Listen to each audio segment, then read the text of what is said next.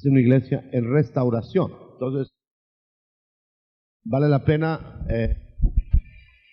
saber si la restauración está siendo efectiva o realmente no hay restauración o hasta qué grado hay restauración. Entonces, es necesario estudiar la iglesia a fondo. Vamos a ver algunos datos que yo recogía del acervo que hay ahí sobre esto. Un poquito misterioso porque poco a poco se estudia, un poco enredadito, pero vamos a tratar de hacerlo sencillo y vamos a tratar de ponerlo al alcance de nuestra mente humana, porque es lo divino de Dios. Dios en carne. Ese es el misterio de la piedad. Pero usted sabe que Dios en carne no es la proyección de Dios total a la tierra, porque Dios se proyectó a la tierra antes que hubiera encarnación. Entonces se estaba proyectando. Yo quisiera que en esto sí concentráramos la mente, porque es algo de pensar, no solo de oír, es de pensar. Entonces vamos a pensar. El cristiano a veces no le gusta mucho pensar, ya mejor le gustan los dogmas, ¿verdad? Pero nosotros los evangélicos, los cristianos evangélicos, nos gustan menos, cada vez menos los dogmas y nos gusta pensar. Dogma es lo que ya le dan a uno digerido, ¿no?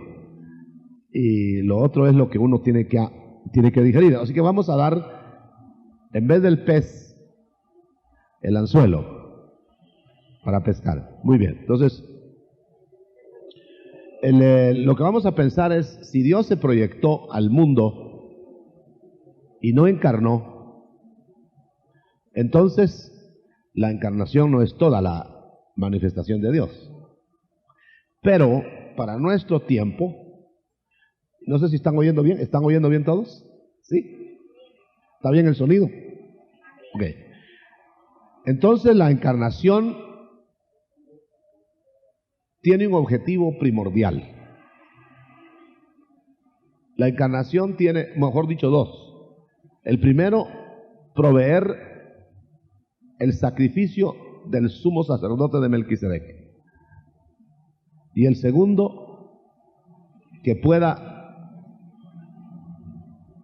tener cuerpo en la tierra y en el cielo. Bueno, de ahí nos vamos a desenvolver. Miremos primero el aspecto del sacerdocio de Melquisedec. Todo sacerdote de Aarón, o sea, antes de Melquisedec, llevaba un cordero como sacrificio al lugar santísimo.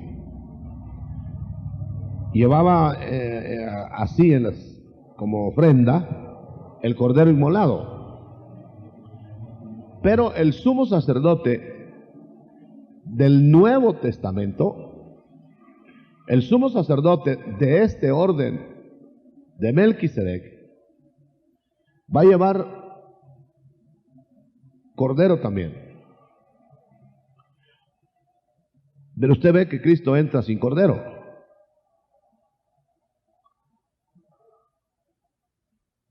Entonces, ¿qué se hizo el cordero? Esa fue la pregunta de Isaac cuando subió al monte Moria. ¿Y dónde está el cordero? Entonces inmediatamente pensó él, el cordero soy yo. Isaac. ¿Se recuerda? Isaac subió al monte Moria para hacer ofrenda a Dios. Entonces, como siempre subían a hacer ofrenda llevando un cordero, le preguntó al papá, ¿y el cordero? Entonces pensó él, seguramente yo voy a hacer el cordero. Y efectivamente esa era la idea. Aparte que hubo sustitución arriba, ¿no? Apareció un cordero que sustituyó a Isaac. Pero en el caso de Cristo no apareció cordero. Él era el cordero. Entonces, ¿cómo entró el sumo sacerdote del orden de Melquisedec? Entró, aquí está el velo, rompió el velo velo roto. Él no atravesó el velo, no abrió el velo para entrar,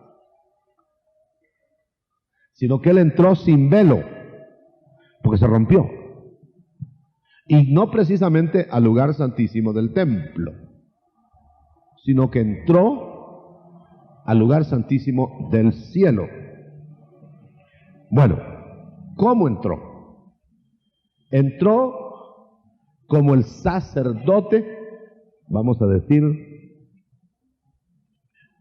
como Cristo.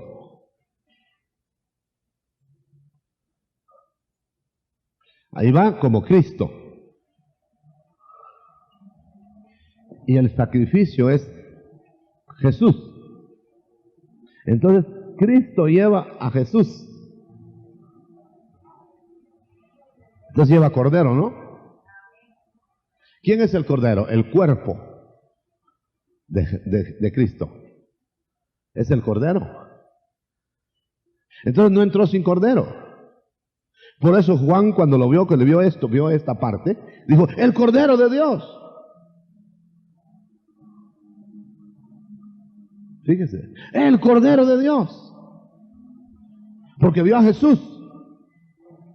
Pero ¿quién era el que iba a llevar el cordero? ¿Quién era el que llevaba el cordero? El sumo sacerdote. ¿Y quién era el sumo sacerdote? Cristo. O sea, Dios en carne. Pero no era Dios sacrificándose. No sé si me explico. Estaba Dios sacrificando su cordero. Por eso ese misterio de la encarnación es que el cordero de Dios, el cuerpo de Cristo, fue el que hizo propiciación por nosotros. Bueno, eso es en cuanto al sumo sacerdote del orden de Melquisedec. Otra diferencia, por supuesto, es que en el lugar santísimo, el sumo sacerdote de otros órdenes, o del orden de Aarón, entraba y salía, ¿no? Inmediato. Entraba y no se quedaba ahí. Entonces, porque tenía inclusive que entregar su sacerdocio al siguiente sumo sacerdote cuando tenía que morir. Nuestro sumo sacerdote entró y se quedó porque ya no tiene que haber sucesión. ¿Me explico, verdad? Y además de que no va a haber sucesión, se quedó adentro intercediendo. Entonces van a notar ustedes una cosa, en las distintas versiones de la Biblia, se habla de que en el lugar santo está la mesa de los panes de la proposición, el candelero y el altar del incienso. ¿Sí? Así es, ¿verdad? Ahora, en el nuevo pacto, el altar del incienso se metió aquí. Y ya no está aquí.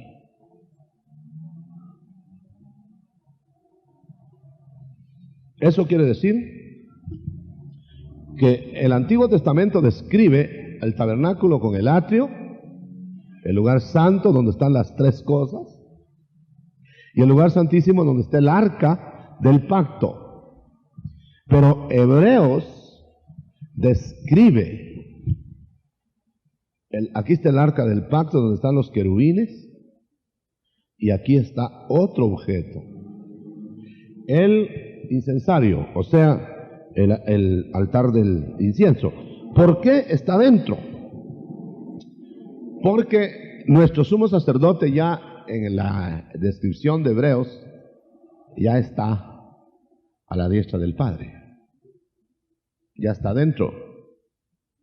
No regresa a bendecir al pueblo. Lo que va a pasar es que al final, así como el sumo sacerdote cada año entraba y salía, 12 veces al año, entraba y salía. Nuestro sumo sacerdote entró, y para nosotros que somos su cuerpo ya no saldremos más, pero para el pueblo que se quedó afuera, el reino saldrá vendrá otra vez y bendecirá al reino. Quiere decir que va a ser una sola vuelta, no las 12 cada año. Por eso le digo que tiene que pensar mucho. Yo noto que está muy expectante usted, muy frío. Tal vez porque es muy difícil explicar esto. ¿Pero lo está recibiendo? ¿Lo están recibiendo? Entonces, nota la diferencia, es enorme, hermano. Enorme. A veces cuando yo hablo estas cosas creo que solo yo me deleito. Y por eso hago las preguntas así. Bueno, muy bien. Ya una vez establecido esto, la otra razón por la que el Señor Jesucristo, o Dios hizo carne, o Dios tomó carne, es para llevar un cuerpo a la gloria. Cuerpo. ¿Qué les suena? Cuerpo. Iglesia. No va a llevar, esto es tremendo, hermano, no va a llevar los habitantes de la tierra al cielo, hermano. Fíjense que generalmente la idea es que todo el mundo que se va a salvar se va al cielo, ¿no? Y toda la idea es que inclusive los unitarios dicen, todo el mundo se va a salvar y se va para el cielo. Entonces, ¿qué? Nos metemos, todo el planeta Tierra se mete en el cielo. No, sencillamente lo que va a pasar es que va a haber un traslado de un cuerpo al cielo. Y eso que para volver a la tierra.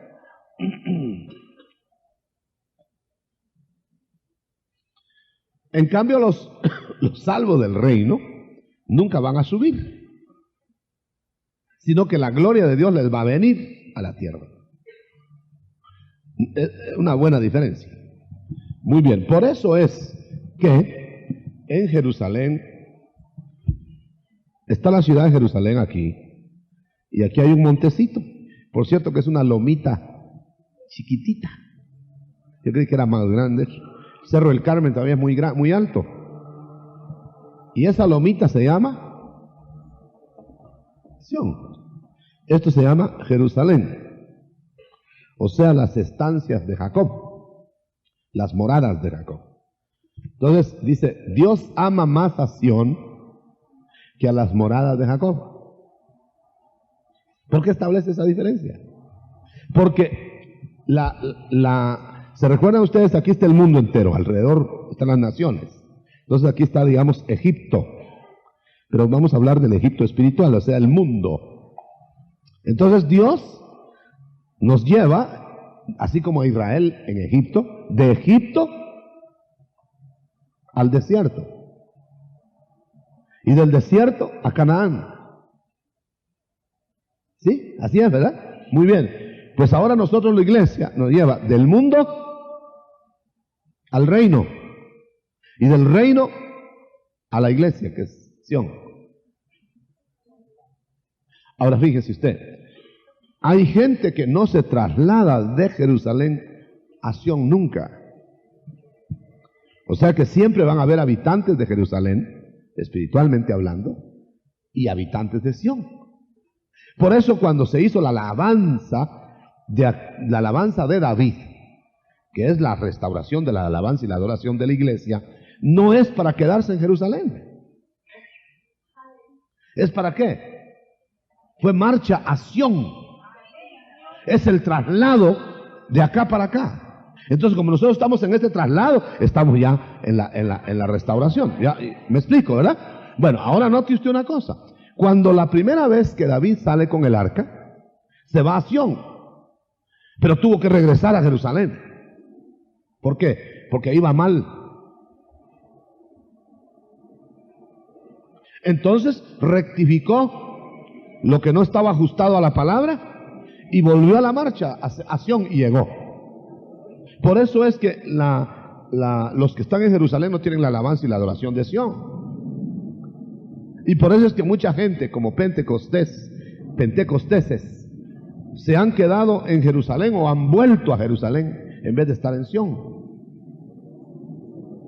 Por eso hay gente pentecostal ahora que adoró y alabó como se está restaurando ahora, pero lo perdieron.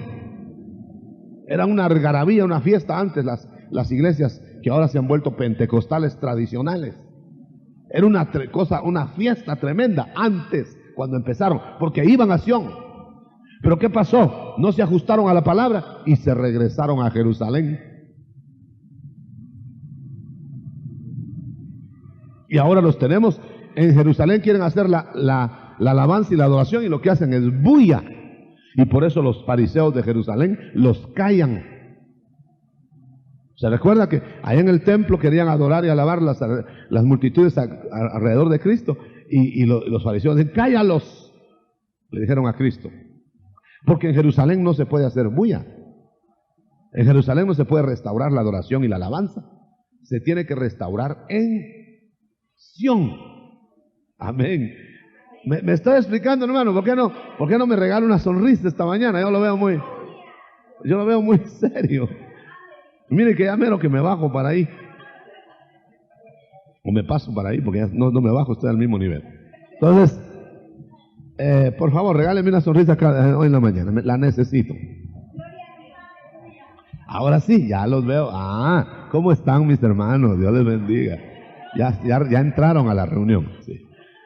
Muy bien. Bueno, ahora bien, ¿qué más? Quiere decir que si la novia, Sión, se va a casar, tiene que ser adornada con todo. Esa es la restauración. Volver a poner todos los atuendos de matrimonio. Bueno, ahora vamos a ver algo. Como dijimos que la segunda parte era el cuerpo, que se va a trasladar. Entonces hablemos del cuerpo. Primero, Dios no se hizo carne. Dios no se puede hacer carne. ¿Qué le parece ese concepto? Dios estuvo en la tierra en carne, pero no se hizo carne. Como dijo alguien, se puede ir a McDonald's y no se hace uno salchicha. De tantas salchichas que hay ahí, o son las salchichas, ¿no? Hamburguesa es la cosa. Uno por ir a McDonald's no se hace hamburguesa, dijo no sé qué. Bueno, entonces el Señor vino a la tierra, Dios, Emmanuel, Dios con nosotros. Entonces la carne es Emmanuel. ¿La carne del cuerpo de Cristo es Emmanuel? No, es en esa carne que vino. Es el velo, el cuerpo de Cristo, de Jesús, perdón. El cuerpo de Jesús es el velo de la divinidad. Vamos a explicarlo. Cuando Moisés subía al monte, o subió al monte Sinaí, y cuando subía a platicar con Dios, bajaba glorificado su cara, su rostro, con la gloria de Dios. Era tan fuerte la gloria de Dios que se tenía que poner un velo para hablar con los hombres. Esa es la figura de Cristo. El cuerpo de Jesús es el velo que la divinidad se pone enfrente para que no sea vista toda la gloria de la divinidad. ¿Ya me entiende? Era la única manera como Moisés podía hablar. La única manera como Moisés podía hablar con los hombres al estar glorioso. La única manera como Dios podía hablar con la humanidad era poniendo un velo humano a lo divino. Ahora sí ya me voy explicando, ¿verdad? Bueno, entonces el velo como la ropa de Jesús no era, la ropa de Jesús no era divina. ¿O sí? Era hecha en alguna tejeduría. y se arrugaba. Sí, se arrugaba. La lavaban, se arrugaba. Entonces, por eso, al irse de la tierra, dejó toda la ropa en el sepulcro. No en el sepulcro, en la cruz, porque ahí se la repartieron. En el sepulcro dejó las mortajas. Ni las mortajas se podía llevar de la tierra. Cuando él ascendió con ropa del cielo, la que vamos a tener nosotros, resplandeciente, que no se podía ni ver. Bueno, ya vamos llegando, hermano. Entonces, usted vaya apuntando sus dudas, porque aquí deben haber un montón de preguntas. Vaya, vamos a ver. Entonces, recuerde que Dios en carne visitó a la tierra, pero no se hizo carne. ¿Cómo componemos eso? Lo componemos diciendo que el lazo que tira el cazador no es el cazador.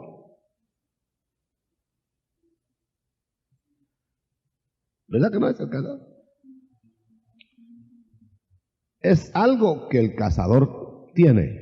Entonces, el cuerpo de Jesús era para alcanzar al hombre, pero no era Dios mismo el cuerpo, sino lo que envolvía el cuerpo. Bueno, vamos más allá. Para poder entender estos detalles, tenemos que saber que Dios Padre le hizo a Jesucristo un cuerpo que tuviera bajeza, pero no pecado. ¿Por qué? Porque si no le hacía bajeza al cuerpo, no podía morir.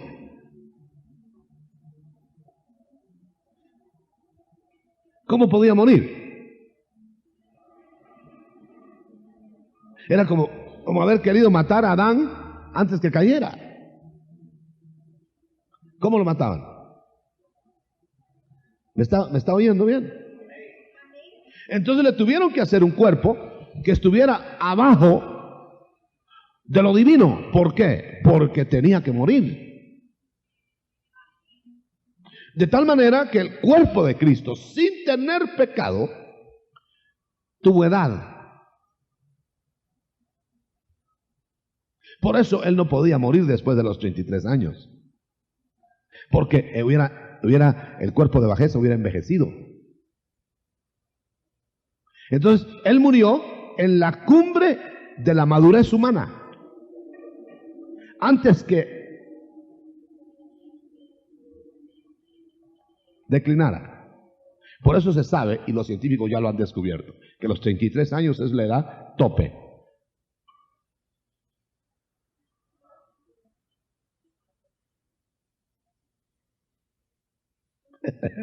Al Señor Jesucristo, al cuerpo de Jesús, no le permitieron ni decrepitud ni corrupción.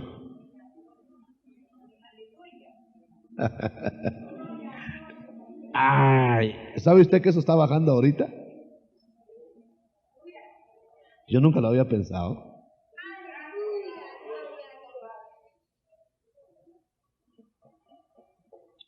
Me emocionan a mí los remas de Dios. Qué tremendo. Es un misterio enorme, hermano. Bueno, sigamos.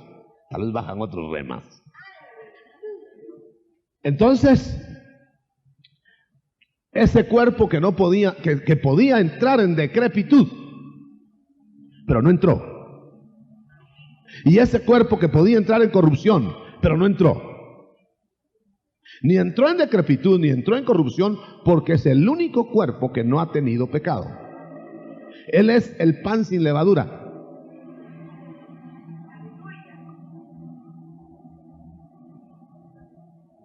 Bueno, por eso es que nosotros cuando en la Santa Cena nosotros nos ofrecemos en el pan, nos ofrecemos a Cristo en el pan, como parte de Él.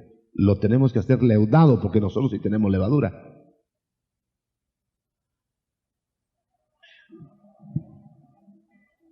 Y entonces nosotros le ponemos levadura al Cristo sin levadura. Pero luego viene el vino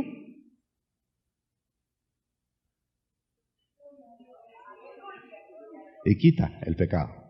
Porque Cristo no tenía pecado, pero estuvo sobre él el pecado, como está el pecado de nosotros en él. Es decir, él ante Dios, cuando él murió en la cruz, era un pecador sin pecar.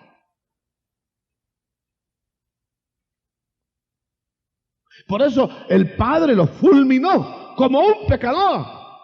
Pero no fulminó pecados porque no había pecados en él. Fulminó el cuerpo de pecado de nosotros en él. Eso quiere decir que si nosotros todavía fabricamos pecado y nos quedamos iguales, todavía no hemos sido muertos con Cristo.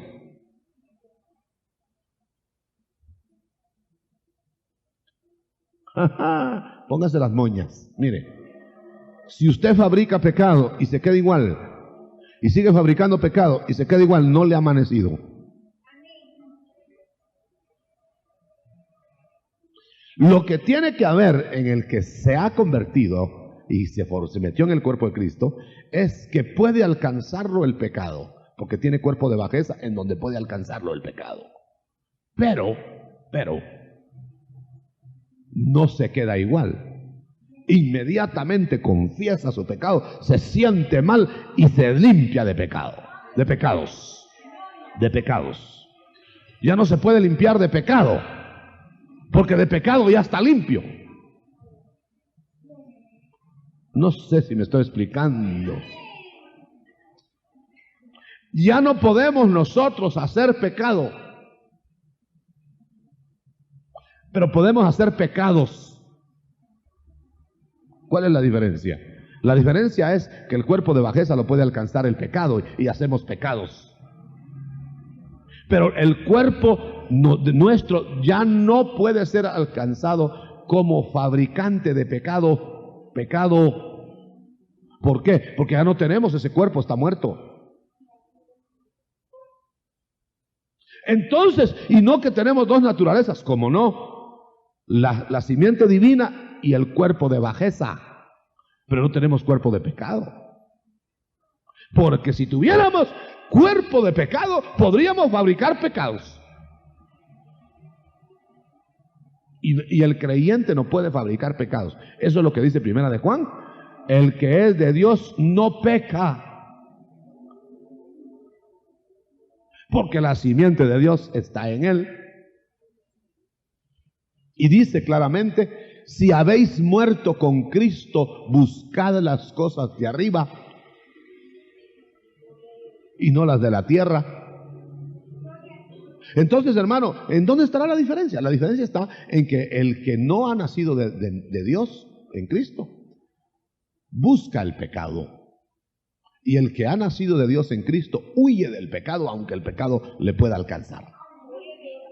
Entonces, es el hombre impío es un hombre entusiasta que sale que ya no ve las horas de encontrar el pecado, porque lo deleita. ¿Me explico? Lo atrae como la vela a las mariposas. Entonces, el ávido de pecado, y ya no ve las horas de levantarse para hacer la primera sinvergüenzada. Y no se quiere acostar para seguir haciendo sinvergüenzadas. ¿Es cierto o no es cierto? Pero el hombre que nació de nuevo huye del pecado, aunque el pecado lo persigue. Y a veces le da la caída. ¿Nota la diferencia? Bueno. ¿Qué más podemos pensar? Le dije que será una mañana de pensar. Vamos a pensar en algo más. El cuerpo de Cristo, ¿dónde nació? En Belén, dice la hermana. ¿De dónde sacaron el material? ¿Ah? ¿De María? Sí, María puso su parte. Sí, pero María puso su parte, pero el material del cuerpo de Jesús sí pudo haber, no pudo, participó María. Pero ¿quién puso al Cristo? ¿Quién puso al Cordero? ¿Cómo hizo Dios al Cordero? De las células de María, ¿no? ¿Ah? ¿Lo engendró quién? El Padre. El Espíritu Santo hizo sombra y el Padre lo engendró. Y lo que nacía del engendramiento del Padre era. Por eso la mujer no engendra. Si no, María hubiera engendrado a Cristo. La mujer concibe. El hombre engendra. Entonces, ¿quién hizo al Cordero? El Padre. Aleluya. Gloria a Dios. Mire qué fácil, ¿verdad? Está fácil. Ese es el gran misterio de la piedad. Bueno, vamos a ver qué más. ¿Cuándo empezó a tener vida el cuerpo de Cristo? El cuerpo de Jesús.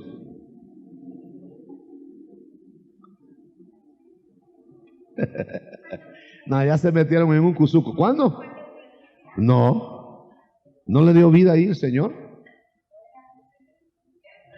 Es que Él siempre ha estado, ¿no? Entonces nunca empezó. Como nunca empezó, lo que empezó en Belén fue el cuerpo de Jesús. Bueno, pero la vida no empezó ahí. Por eso es que la vida del hombre no empieza en el momento de la concepción, ya la trae en Adán.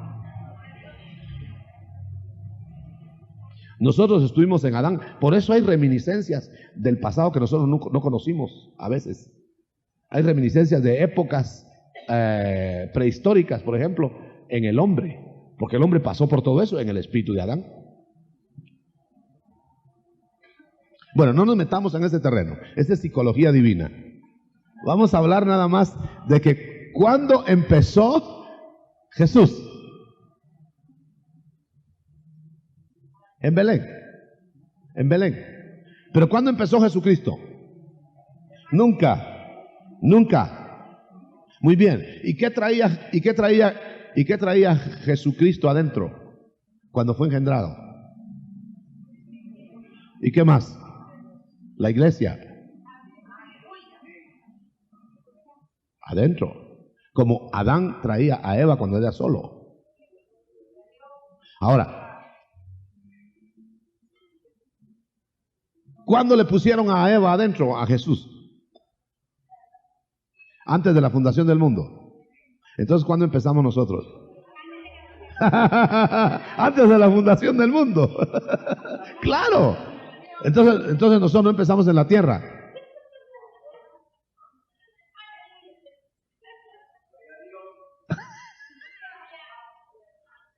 ¿Cuándo empezamos? No, pero ¿cuándo empezamos? ¿Puede fecharme el día de su nacimiento espiritual? No, yo me refiero cuando usted fue hecho espiritualmente, porque nosotros sí tuvimos principio, ¿no? Cristo es el único que no tuvo principio. Pero, es decir, Cristo ha estado siempre, pero cuando se hizo Jesús, tuvo principio, entró en el tiempo, pero nosotros ya veníamos en Él. Entonces, ¿cuándo empezamos nosotros? Antes de la fundación del mundo. Deme la fecha. No, porque entonces seríamos eternos. No, antes, Eva fue en la fundación del mundo. ¿Ah? En Dios dice que ya estábamos en la mente, entonces no existíamos nada más que en un pensamiento. Oiga bien, hermano. Todo el espíritu de los hombres vino de Adán, pero el espíritu de la familia de Jesús tiene que soplar Él.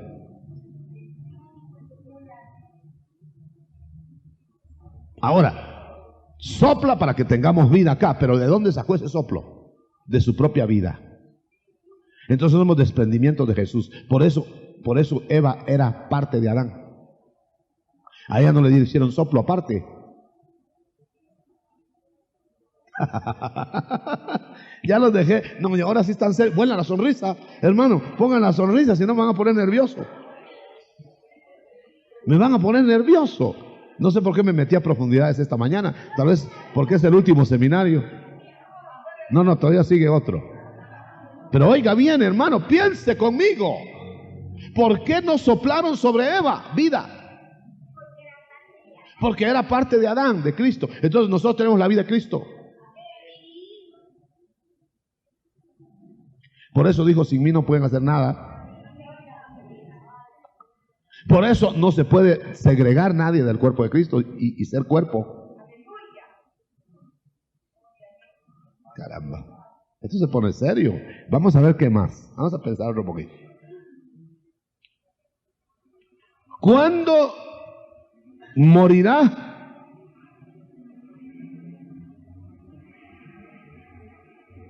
el que es parte del cuerpo de Cristo? Pero hablando de la muerte física. En su día, ¿no? Tienen su día a menos que el Señor venga antes. ¿Sí? ¿Tenemos un día de morir? Sí, cómo no, muy bien. ¿Y cuánto vamos a tardar en la tumba? A saber. Pero nos van a levantar. Entonces haga el paralelo de Jesús en su vida terrenal con nosotros la iglesia, porque somos su cuerpo. Nosotros nacimos del Espíritu, nosotros desarrollamos una actividad en Él. Fuimos llenos del Espíritu Santo, igual que Cristo. Bajamos a las aguas del bautismo, de agua. Luego pueda ser que muramos, como Él murió, y no los 3 días, pero saber cuánto tiempo, nos levantaremos. ¿Para qué? Para ascender, igual que el cuerpo de Cristo ascendió al Padre. Y se sentó a la diestra del Padre. Y no dice el Señor en Apocalipsis que nosotros nos vamos a sentar a la diestra del trono de Él. Entonces igual. Es igual, lo que difiere nada más es el tiempo, o sea que nacimos en Cristo a saber cuándo, no tenemos fecha, pero no nacimos a la vida en la tierra al mismo tiempo de Jesús, porque Jesús estuvo antes que nosotros, como Adán estuvo antes que Eva,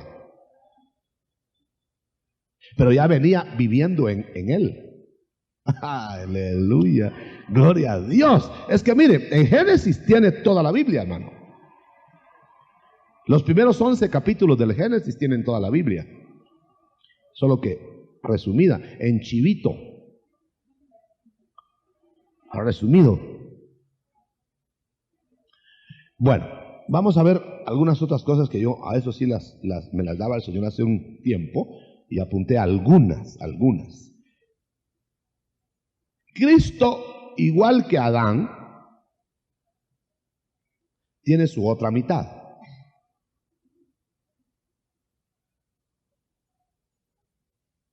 ¿Cómo le dice la esposa a la esposa? Mi media naranja. Entonces Cristo tiene su media naranja, que somos nosotros. Ahora, el problema, hermano, es que entonces las 2 mitades tienen que ser iguales. ¿O no? ¿O no? ¿Y cómo vamos a hacer nosotros si no somos divinos? ¿Y entonces nos vamos a hacer divinos? ¿Y entonces vamos a ser divinos? No porque ya se zafó la hermana. Bueno, mire, es que el asunto es que nosotros no nos vamos a convertir en divinos. Nosotros vamos a tener la vida de la divinidad sin ser divinos. ¿Cómo? Sencillamente como el cuerpo de Jesús la tuvo. Analice el cuerpo de Jesús, analícelo. No, pero él nunca, él fue divino. Es decir, Cristo es divino siempre, ha sido divino. Siempre. Al decir que Cristo dejó su divinidad y no era divino en la tierra, puede creerse que entonces aquí en la tierra era sencillamente un hombre. Eso no se puede. Él era en la tierra divino, en el cielo divino, nunca ha dejado de ser divino. Lo que pasa es que tomó para meterse en el reloj, tomó cuerpo de bajeza. Ahora, por favor, porque no lo hemos captado todo, vamos a hablar algo del cuerpo de bajeza. Mire, para entender el cuerpo de bajeza, tenemos que decir que el cuerpo de bajeza nada más es un cuerpo limitado, que podría pecar. No que tenga que pecar. Ya está descrito eso. Muy bien. Veámoslo en Jesús. ¿No fue tentado en todo? ¿Y por qué fue tentado? Porque tenía cuerpo de bajeza. Y porque tenía cuerpo de bajeza, la tentación no fue una comedia.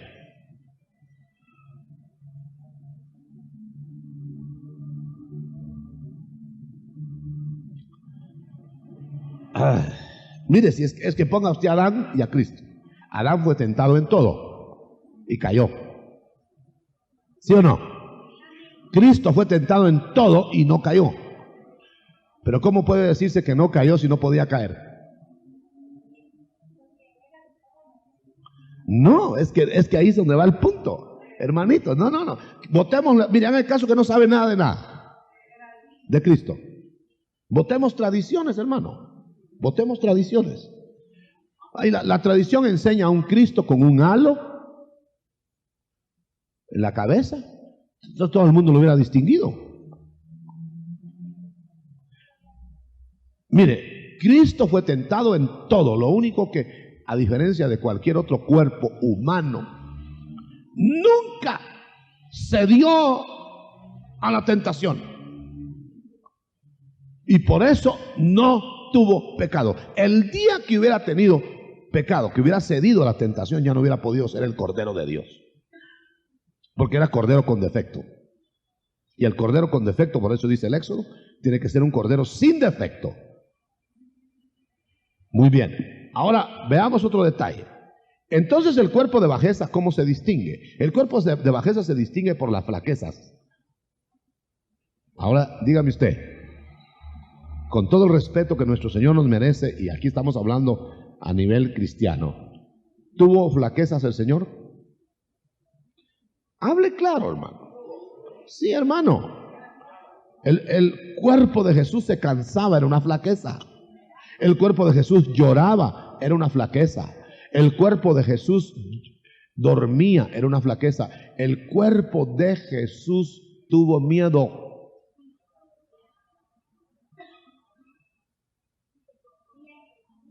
Oh, hermano, qué profundidad.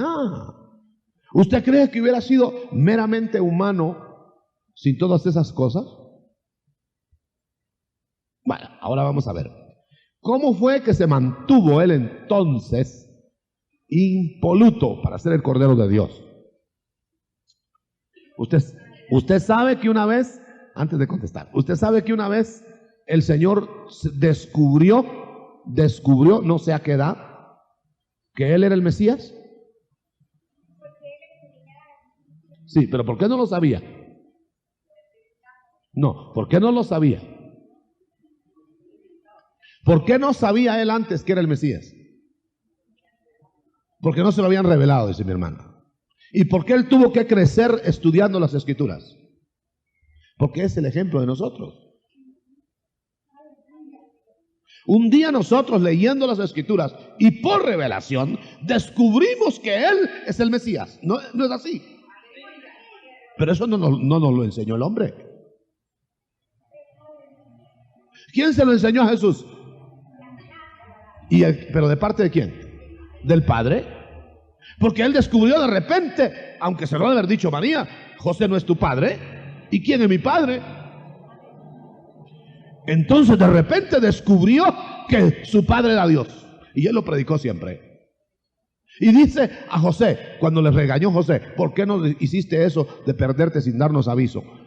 Porque no sabías, mi querido José, que en los negocios de mi padre, como diciendo, tú no eres mi padre. Como diciéndole a José, tú has sido el que pusieron como cobertura mía en el hogar, pero ahora ya el ministerio me saca de tu cobertura como padre putativo, padre legal, para hacerme cubierto, para ser cubierto por mi Padre celestial. Eso quiere decir que un hijo y Cristo era un hijo perfecto en la tierra, un hijo en el hogar se sale de la cobertura paternal cuando le quieren impedir servir a Dios.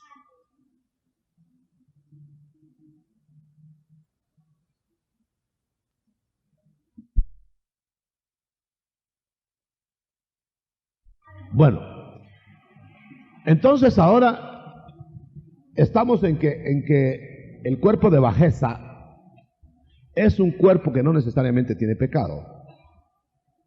En nosotros, pues sí, porque nos alcanza. En Cristo no, porque no lo alcanzó. Ahora, cuando ya no lo alcanzó el pecado, el cuerpo de bajeza se transforma de repente, por la muerte, en cuerpo exaltado. ¿Sabe usted una cosa? Que nosotros hemos cometido un error cuando decimos que Cristo estaba glorificado cuando resucitó.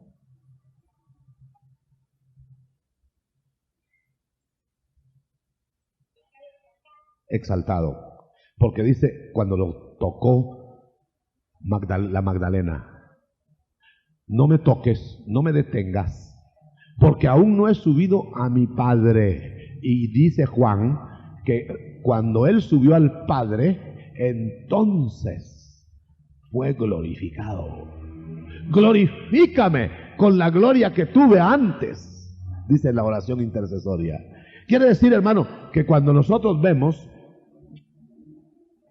agárrese de la silla bien, cuando nosotros vemos a Jesús resucitado, que atraviesa paredes, que habla y que come sin hambre, pero con gusto, y todo lo que usted sabe en la resurrección. Oiga bien, estamos viendo al varón perfecto, al que la iglesia va a colocar como su modelo de estatura al final, sin mancha y sin arruga, ni cosa semejante. Pero luego de ahí pasa al cielo. Note usted que Juan y los discípulos y todos hablaban con él, conversaban con él, platicaban con él, recibieron enseñanzas con él, ya no liberó demoniados, ya no sanó enfermos, solo hablaba, los edificaba, los construía, traía a los fugados, etc. Y oiga bien, cuando Juan lo vio glorificado, cayó como muerto en el Apocalipsis. ¿Por qué no caían como muertos ahí al resucitado? Otra cosa más tremenda, cuando lo vieron glorificado en el monte de la transfiguración, que fue una muestra, no cayeron al suelo y estaban como aturdidos y no sabían que hasta que él volvió otra vez a ser el Jesús, ya le pudieron hablar normalmente. Quiere decir que hay tres formas de presentar el cuerpo de Cristo a Dios. Primero, como el Hijo del Hombre, ministrando con poder del Espíritu Santo. Esa es la primera fase de Jesús. La segunda fase, y para eso que hubo un crecimiento, esa fase, un crecimiento en que no tenía todo eso. La segunda fase de Jesús es presentado al Padre exaltado, lugar santo. Y la tercera, glorificado a la diestra del Padre. Ese es el lugar santísimo. Ahora, mire cómo siempre hay tres. Ahora nosotros vamos a pasar las tres fases. Nosotros hemos estado desarrollándonos, creciendo, y de repente nacimos y luego ministramos ya en el poder del Espíritu Santo y estamos desarrollando un ministerio, y luego llegaremos a la estatura del varón perfecto y luego subiremos para ser glorificados. Note usted una cosa, cuando dice humíllate debajo de la poderosa mano de Dios para que Él te exalte cuando fuere tiempo. Todavía no es la glorificación. Mire José de Egipto, está en la cárcel, es humillado, es Cristo humillado. Luego lo sacan de la cárcel, lo cambian de ropa, lo rasuran, lo ponen como tenía que presentarse arriba con Faraón. Mire, note, ahí está exaltado. Y luego lo ponen de segundo del reino a gobernar, ahí está glorificado. No sé si me estoy explicando, hermano. Ya se les fue la sonrisa otra vez. Nos bajamos del carro mejor.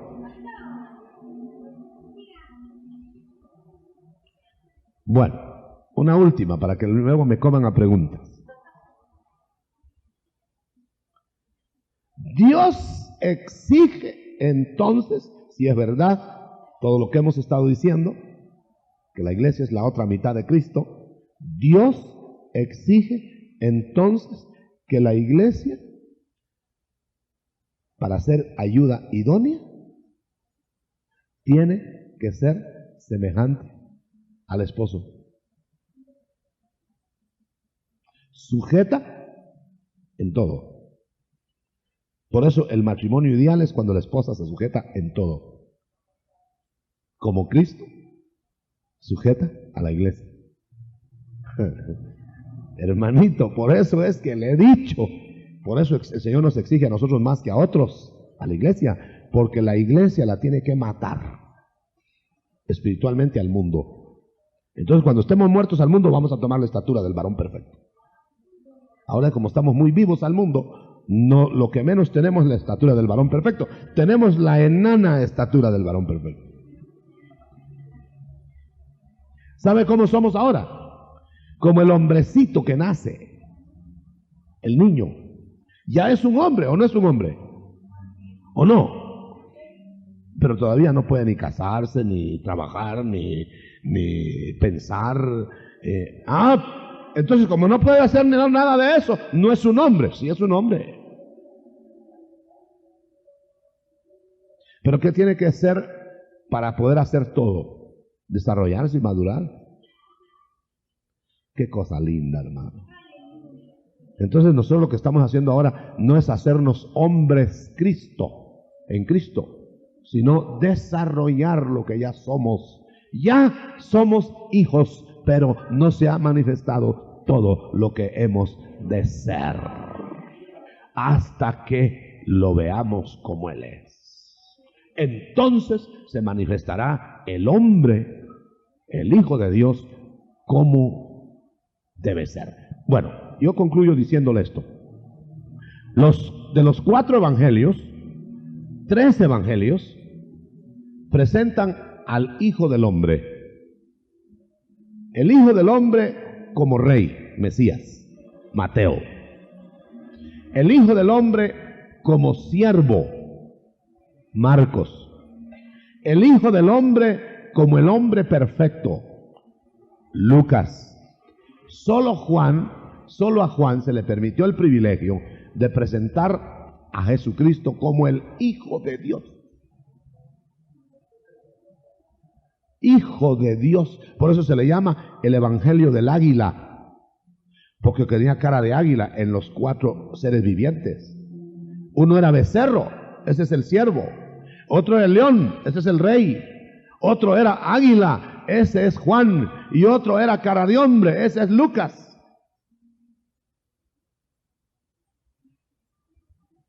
O sea, los 4 evangelios testificando de toda la creación como seres vivientes en el cielo,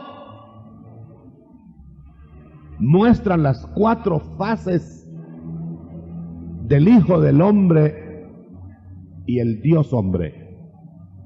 Aleluya. Gloria a Dios.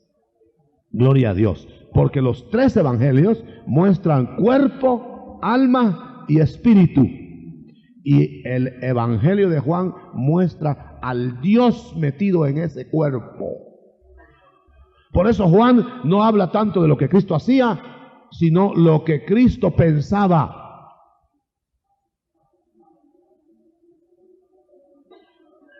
Y por eso sabemos que la mejor manera de entender a Jesucristo es amándolo, no comprendiéndolo humanamente, sino amándolo, porque el que lo comprendió mejor fue el que más lo amó, que fue Juan. Por eso las tres fases del Evangelio van a ser Pedro, de la circuncisión legalista a la gracia; Pablo, de la gracia a la exaltación; y Juan, de la exaltación a la glorificación. Amén. Y amén. ¿Pregunta? Bueno, ahora sí huyen las preguntas, hermano. Vamos a pasar el microfonito. Pregunten del tema, porque eso sí se puso caliente. Si me enredo, no me culpen. Hermano, yo quería en primer lugar hacerle una sugerencia, si me la permite, y luego dos preguntas. La sugerencia es en relación con el engendramiento de Jesús, que tal vez, hermano, ampliara un poquito usted lo concerniente a la participación del Espíritu Santo por las razones que usted ya conoce. Sí, me están calumniando. Me están calumniando. Están diciendo que yo digo que el Espíritu Santo es un soplo y que el Espíritu Santo ya no es una persona. No, de ninguna manera yo no creo eso. El día que yo crea que el Espíritu Santo es un soplo, me vuelvo testigo de Jehová.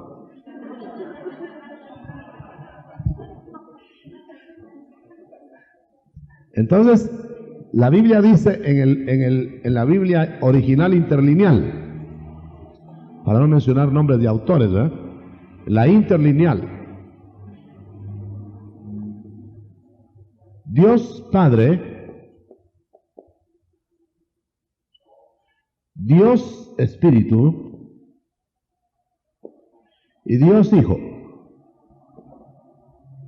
Bueno, para que el Dios Hijo encarnara,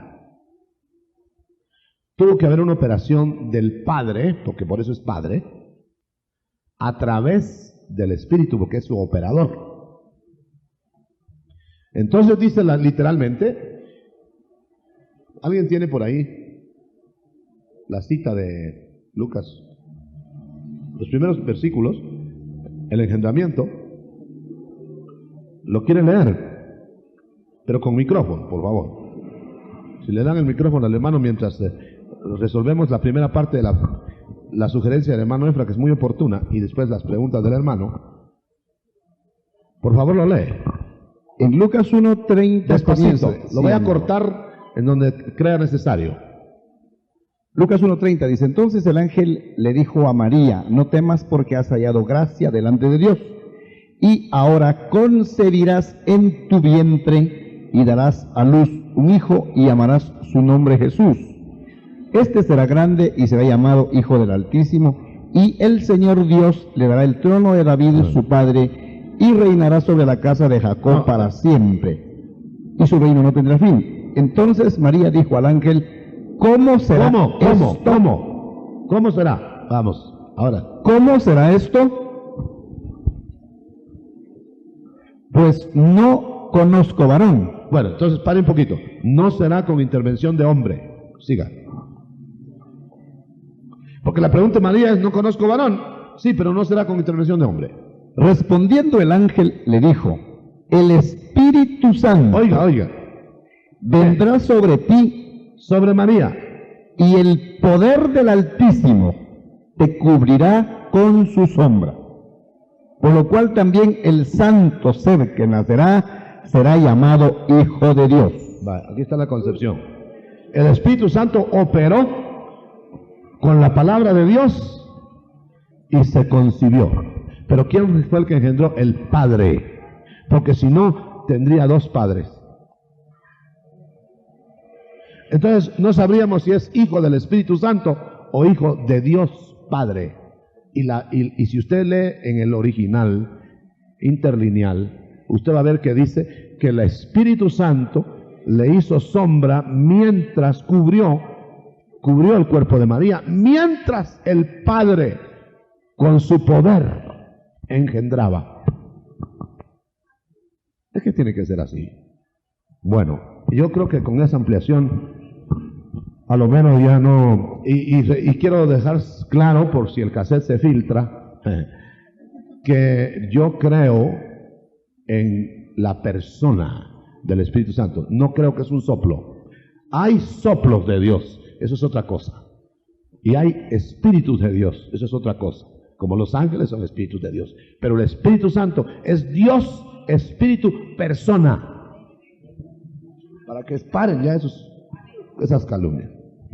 La primera pregunta, doctor, la duda que tengo es, en el Evangelio de San Juan dice en el capítulo 1 y verso 14 que el verbo se hizo carne.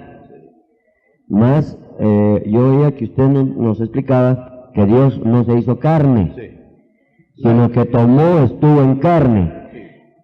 ¿Será que es una mala traducción de nuestras Biblias esto que dice Juan 1:14, hermano? Hay malas traducciones y hay malas interpretaciones de uno, porque el hecho es el siguiente: el Hijo de Dios se hizo carne en el sentido, al ver contextual, en el sentido de que tomó carne. Si la toma de carne, fíjense bien en este detalle, si la toma de carne humana, carne que nace, carne que se gasta, carne que se puede entrar en decrepitud, etcétera, lo que tiene la carne humana, si la carne es Dios, entonces Dios puede entrar en decrepitud y puede morir. Y Dios creció ahí, agregando otro elemento a su divinidad. Y definitivamente Dios nunca crece y Dios no puede entrar en decrepitud ni puede morir. Entonces le agregaron algo creado a la divinidad para una función.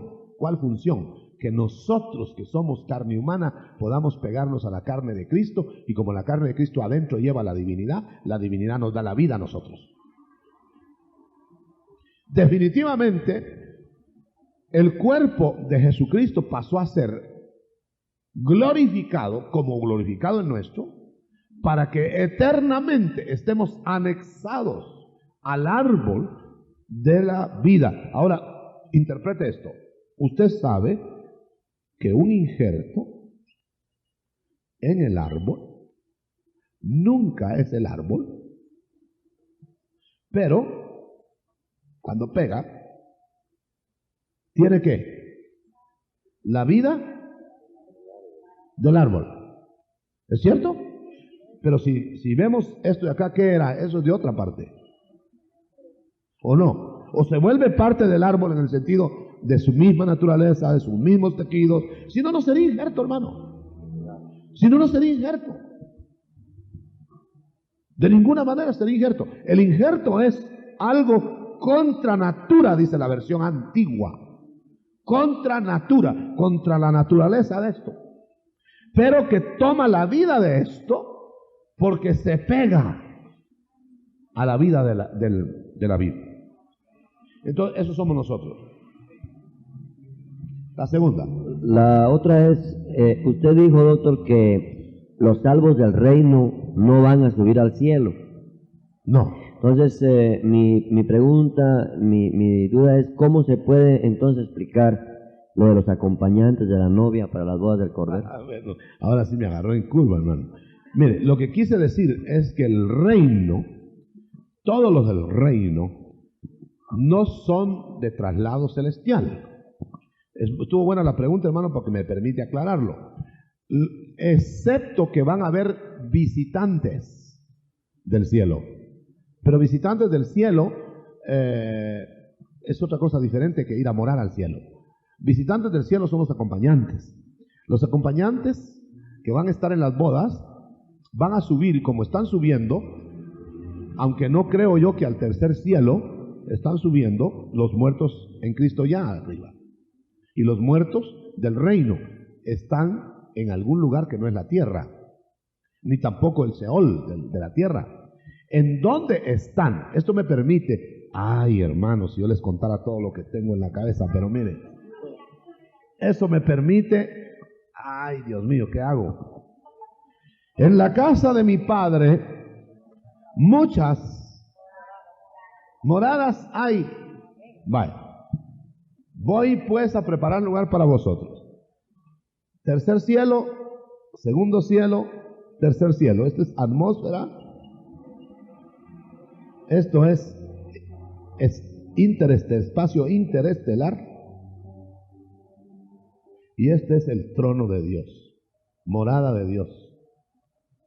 Trono. Bueno. Ay, ay, ay. Antes que Cristo muriera y resucitara, nadie podía ir al cielo, porque el que abrió el cielo es Jesucristo. Bueno, entonces oiga eso. Nadie podía entrar al lugar santísimo porque él rompió el velo, ¿no? Y el velo del cielo. Ahora ya podían entrar. Después vamos a ver a dónde. Pero ¿dónde entraban antes? Porque no se quedaban en la tierra los espíritus. No se quedaban flotando los espíritus en las casas para rezarle los 9 días.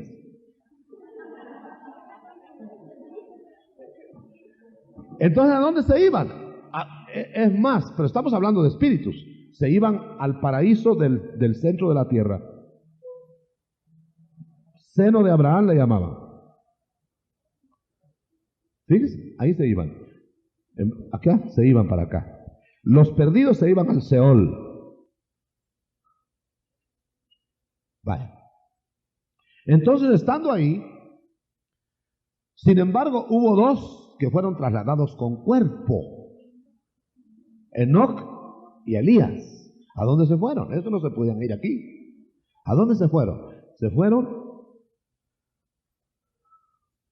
al segundo cielo. Ahí va a ver por qué. O sea, ahí deben ser como especie de planetas. Porque aquí están los hijos de Dios. Dice Job, cuando se fundó la tierra, los hijos de Dios se regocijaban en las estrellas. ¿Quiénes eran esos hijos de Dios? Y cuando Job vio que los hijos de Dios iban a dar informes a Dios al tercer cielo, y entre ellos iba Satanás. Entonces no estaban ahí, ¿verdad? Venían de aquí. Y Satanás venía desde aquí. ¿De acuerdo? Va, otro poquito. Ustedes agarraron fuerza para pensar ahora. Mire cómo me tienen en apuros aquí. Entonces, ahora bien, entonces Elías y Moisés, Enoc y Elías estaban aquí. Cuando Cristo murió, que llevó a los de aquí para el tercer cielo, se llevó a todos, y yo creo que Enoc y Elías quedaron por acá. Por eso algunos creen que va a ser Enoc y Elías los que van a venir. Aquí están los santos, los espíritus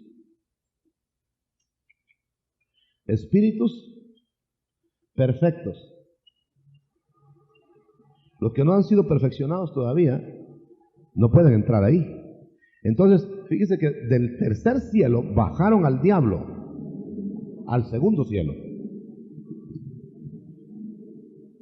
Lo bajaron cuando cayó.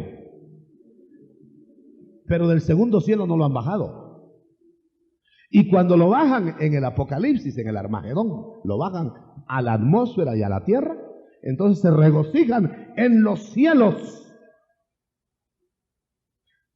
los moradores de allá. Entonces quiere decir que ¿por qué no se regocijan solo los moradores de aquí? Porque los que están aquí ven cuando el diablo lo bajan de ahí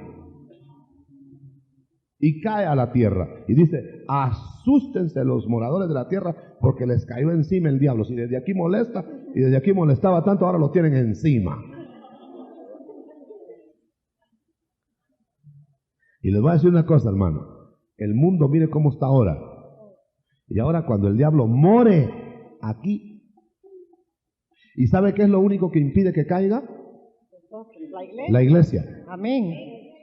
Porque cuando la iglesia se vaya, es arrebatada, entonces el dragón pelea contra todos los que se quedaron en la tierra. Capítulo 12 de Apocalipsis.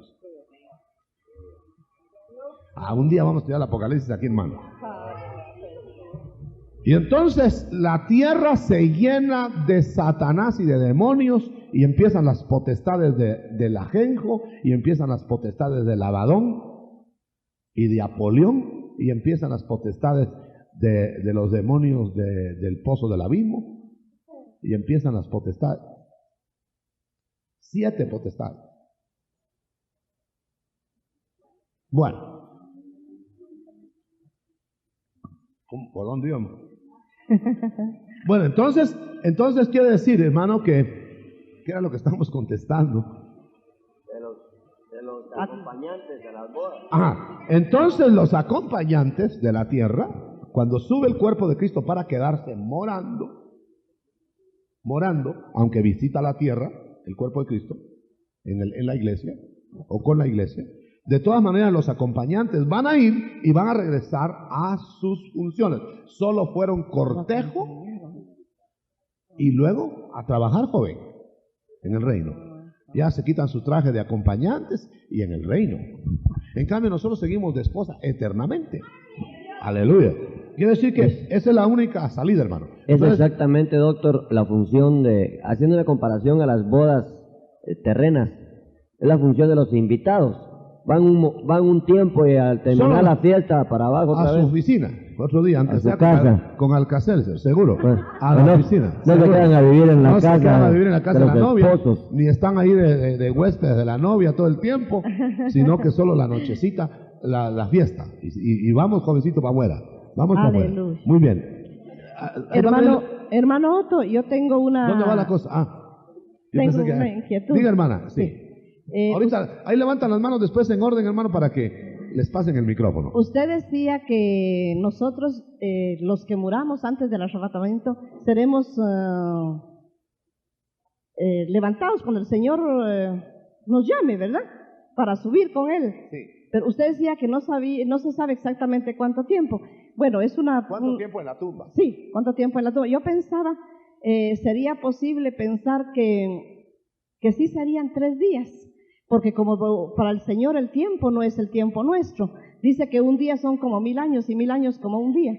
Sí podría pensarse... Pero si nos van a recetar 3000 años ahí, ¿no? No, pero es que ese es un ejemplo que dice cómo. No dice que son exactamente un día 1000 años, sino dice cómo 1000 años. Pero podrían ser...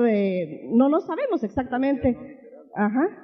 O sea que los 3 días que el Señor estuvo en la tumba podrían ser los mismos 3 días de nosotros, no 1000 años exactamente. Podrían ser 20, 30, 100, 200, yo no sé. Pero ¿sabe qué es el problema, hermana? Sí. Que los que murieron, cristianos que murieron hace 2000 años, fíjese cuánto llevan ya.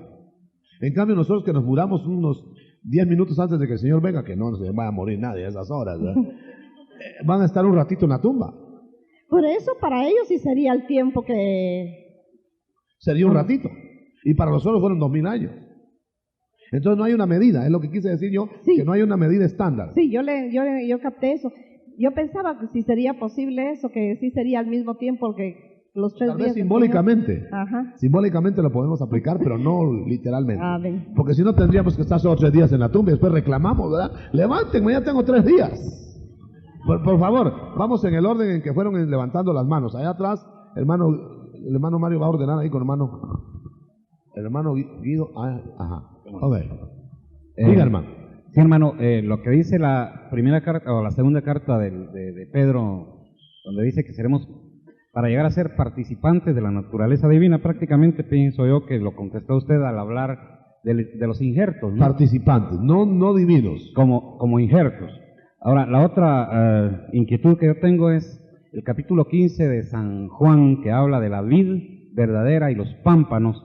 Habla de unos pámpanos que van a dar fruto y otros pámpanos que por no dar fruto van a ser quitados y echados en el fuego.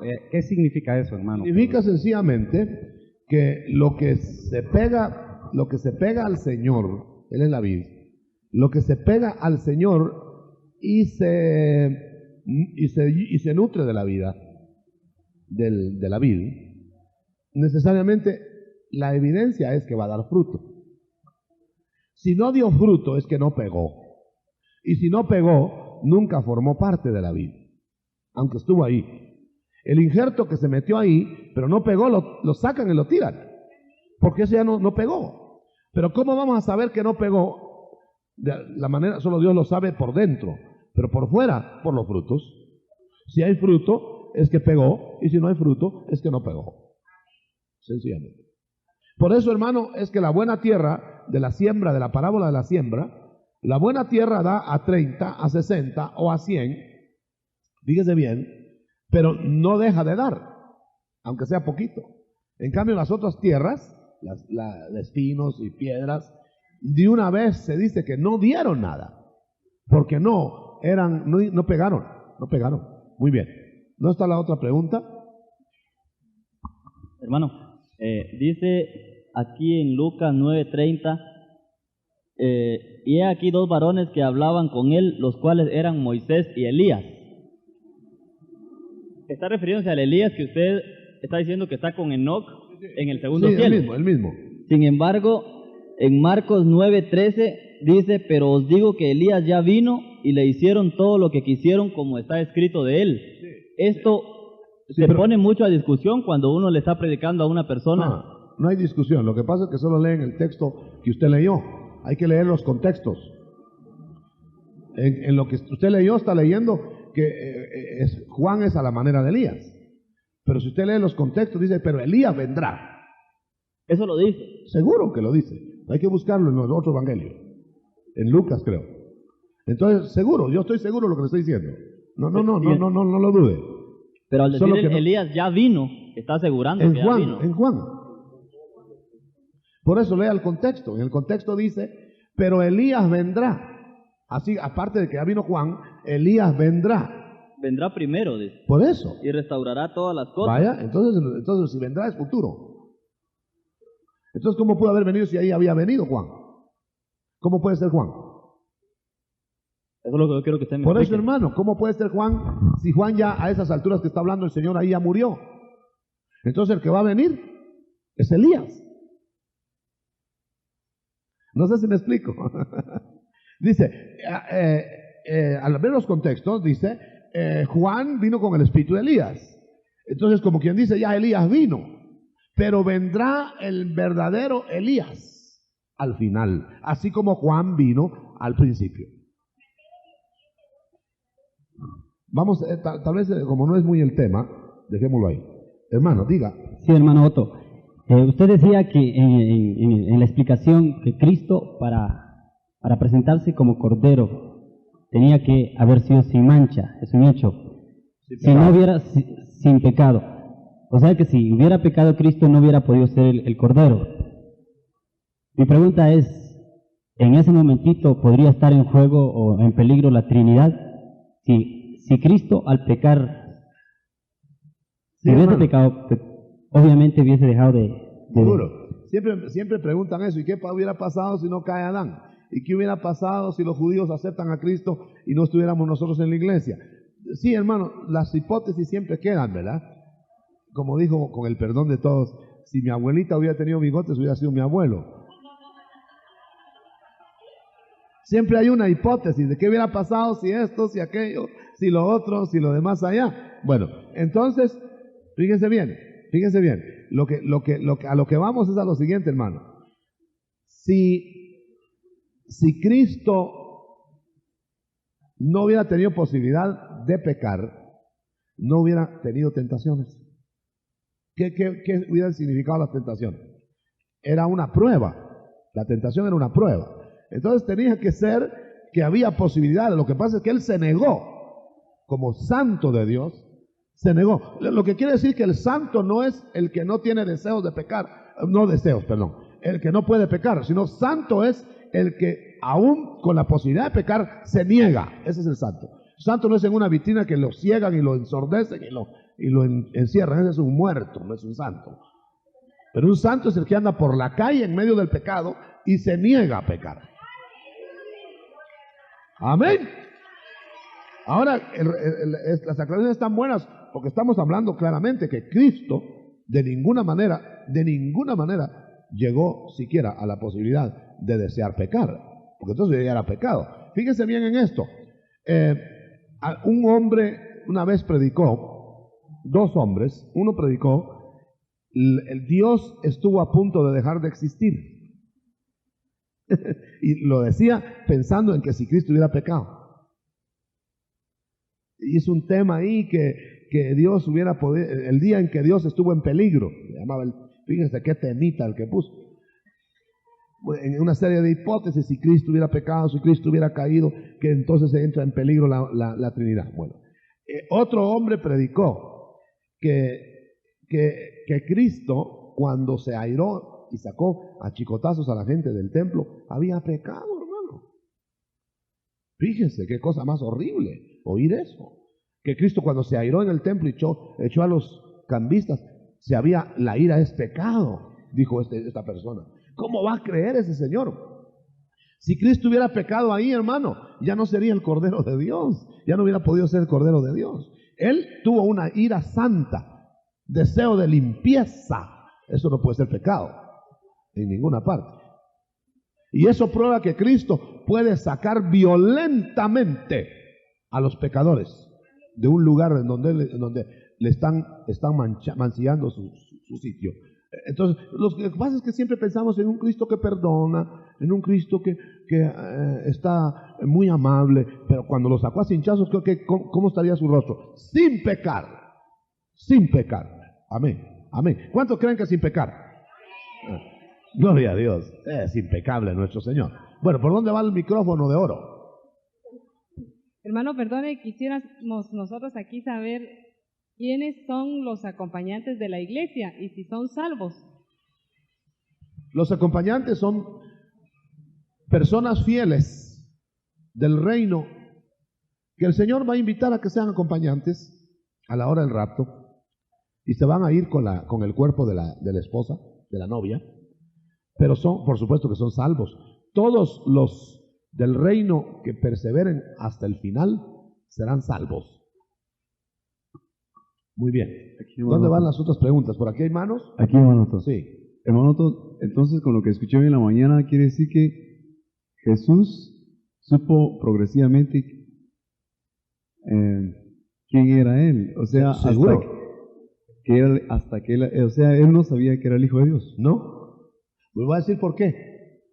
Porque en Colosenses dice que Jesucristo renunció voluntariamente a los atributos divinos, no a su divinidad. Y cuando renunció a los atributos divinos, renunció a la omnisciencia. Y cuando la omnisciencia fue quitada de su cabeza, de su cuerpo, de su ser, entonces él no sabía nada como un niño. Por eso tuvo que aprender la obediencia. Hebreos dice, él fue perfeccionado aprendiendo la obediencia. ¿Y cómo puede Dios aprender? Pero pudo aprender Jesús. ¿Por qué? Porque los atributos, no la divinidad, los atributos, o sea, las facultades de la divinidad. Si no, hermano, qué fácil va a pelear con el diablo, ¿no? Echa mano a su divinidad y el pobre diablo sale aplastado ahí. Pero entonces no era una lucha del hombre de Dios, del Hijo del Hombre, con el diablo. Si no hubiera sido una lucha entre Dios y el diablo. Ya ni siquiera, ese campeonato ni siquiera lo vamos a ver. ¿Verdad? Usted va a ver un campeonato, usted va a ir a ver un match entre Dios y el diablo. Usted ya sabe que es knockout al primer round. ¿Verdad? Pero sí va a ir a ver el campeonato del enviado de Dios sin atributos, en la plenitud del Espíritu, con voluntad propia. Hermano, entonces quiere decir que ese despojamiento fue antes de que él tomara el cuerpo de Jesús. Para tomar el cuerpo, se despojó y vino. ¿Sabe qué es eso? ¿Se acuerdan ustedes cuando lavó los pies de los discípulos? Se quitó la capa, ¿sí? Estaba sentado en la mesa, eso es en el trono del Padre, ¿no? Antes de venir a la tierra. Se quitó la capa, dejó los atributos. Y se quitó la ropa exterior, la divinidad visible. Divinidad visible. Y entonces tomó la toalla y bajó a lavar los pies. Bajó a lavar los pecados al mundo. Así que los lavó, aunque no entendieron todos, los Pedros no entendieron qué estaba haciendo. Volvió a subir, se volvió a poner la ropa y tomó su capa otra vez y se sentó. Ahí están los atributos otra vez, ¿no? Entonces él no dejó de ser divino. Él dejó de ser Dios actuante en los atributos. Parece que había una mano por ahí cerca aprovechando. Hermano, usted dijo que la tentación no fue una mera comedia. Desde luego.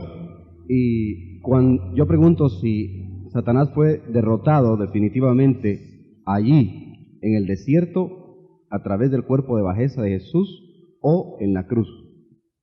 No, es que el diablo tiene muchos encuentros con el Señor. En ese fue la derrota, una derrota, para que lo dejara trabajar. Dice, y se fue el diablo por un tiempo. Quiere decir que volvía a estorbarlo, y volvía a estorbarlo, hasta que lo venció en la cruz. Pero todavía en la cruz sigue estorbándonos a nosotros. Quiere decir que todavía no ha sido el último episodio de la batalla. Entonces el diablo tiene 7 caídas. Entonces, en esas 7 caídas del diablo, todavía estamos nosotros penando aquí. Por alguna razón no lo liquidó de un solo golpe. Y la figura la tenemos en David y Goliat. David le pega el hondazo a Goliat y lo bota. Está vencido. Esa es primera venida de Cristo. La segunda venida es cuando se sube sobre Goliat y le quita la cabeza. Esa es la segunda venida. Y los despojos los vamos a cosechar hasta que le quiten la cabeza a Satanás. Los hebreos salieron a perseguir a los filisteos hasta que le quitaron la cabeza a Goliat. No creyeron que estaba muerto cuando estaba botado ahí. Entonces dijeron, no, eso se puede levantar. Mejor no salimos de las cuevas. Pero cuando ya David exhibió la cabeza así de Goliat, ya esa cabeza ya no se podía pegar al cuerpo y salieron corriendo a quitarle todos los filisteos. Esa es una figura, hermano. Ahora, desde luego, ni siquiera Cristo lo venció totalmente en la cruz. Potencialmente lo venció en la cruz, pero tiene que venir a pacharle la cabeza en la segunda venida. Además, cuando está muriendo en la cruz, Satanás tiene dominado todavía el Seol. El Seol abajo. ¿Y qué tenía ahí? Tenía aprisionados a todos los que se ahogaron del diluvio y a los demás. ¿Y qué hizo el Señor?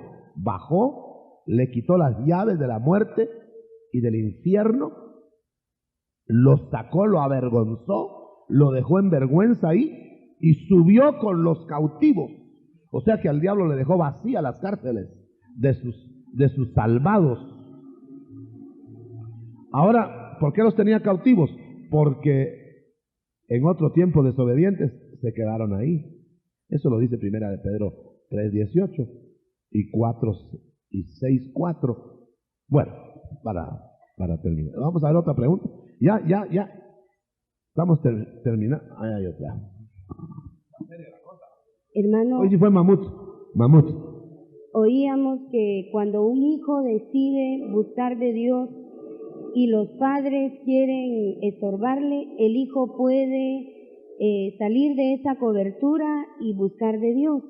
Lo que quiero saber es si esto puede aplicarse también a nivel esposa, cuando el esposo está queriendo interferir.